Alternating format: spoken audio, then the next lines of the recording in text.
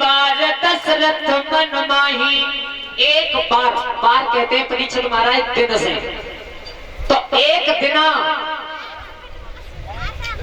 महाराज दशरथ को चिंता हुई कि मेरे घर में कोई पुत्र नहीं है। लेकिन वो दिना कौन सा था और भाई दिना चिंता क्यों भाई, बात पहले क्यों ना भाई कहो। गोस्वामी तुलसीदास ने लिखा कि एक बार दशरथ मन माही, यानी एक दिन महाराज दशरथ के मन में चिंता हुई तो मेरे घर में कोई पुत्र नहीं है। वो बार कौन सा था, वो दिन कौन सा था और चिंता हुई क्यों थी? क्योंकि महाराज दशरथ एक दिन शिकार खेलने के लिए गए थे। महाराज दशरथ तो एक हिरण का पीछा करते हुए दौड़ते चले जा रहे। वो हिरण महाराज दशरथ बहुत दूर निकाल ले वो, लेकिन महाराज पीछे भाजत रहे, लेकिन वो हिरण मरो नहीं महाराज के हाथ से। और ठाणे है कि आवाज नहीं है, महाराज दशरथ रुक जाओ।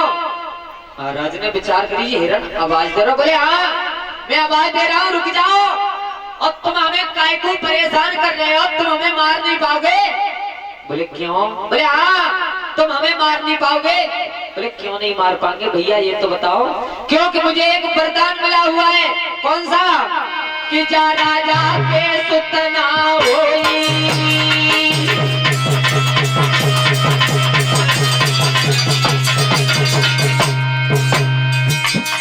जा राजा के सुतना होई, तासे मेरो नरन न होई।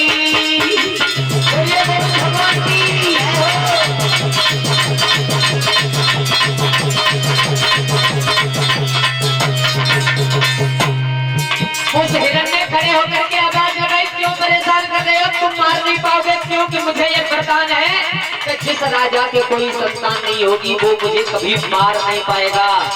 और जैसे ही हरिश्चंद्र महाराज ने सुनी कि आजा हिरण की इतनी हिम्मत बढ़ गई, अगर मेरे एक बेटा हो तो तुझे इतना जवाब नहीं दे पाओ। तो तब लिखा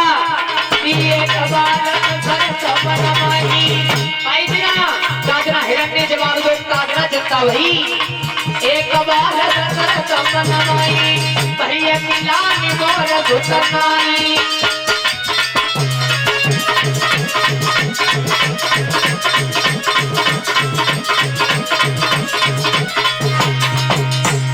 उस दिन महाराज दशरथ को चिंता हुई कि अगर आज मेरे घर में एक बेटा हो तो जे हिरण होते इतनी बड़ी बात नहीं कह पाते। चले आए, घर पे आए, तीनों रानी ने देखी, महाराज क्यों सुस्त हो, क्या मन में चिंता है?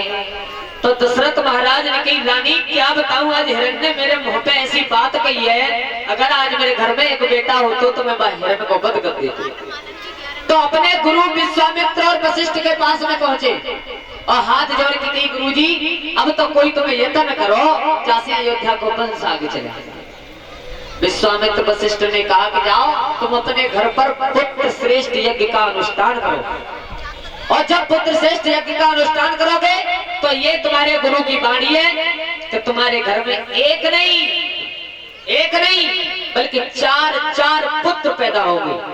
मेरे भैया आज जैसे ही महाराज दशरथ आए अपने घर में और एक पुत्र श्रेष्ठ यज्ञ का अनुष्ठान किया, विश्वामित्र वशिष्ठ बड़े बड़े महात्माओं को बुला करके यज्ञ प्रारंभ हुआ। तो क्या देखा कि यज्ञ के हवन कुंड से और अग्नि देवता तस्मई का कटोरा लेकर के प्रकट हुए और महाराज दशरथ के हाथों में दे दिया, ले जाओ अपनी रानियों को खिला दो, और चाहे तुम्हारी रानी खा गई तो उनके गर्भ से पुत्र जरूर पैदा होंगे, जरूर तुम्हारे घर में बेटा आएंगे। महाराज दशरथ तस्मई के कटोराए लेके गए, लेकिन 3 रानी कटोरा एक, अब बांट कैसे करो? महाराज दशरथ ने, गोस्वामी तुलसीदास ने लिखा रामचरितमानस में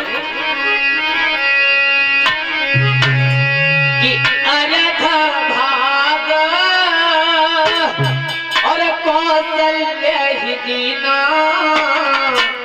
ओ बे भाग आधे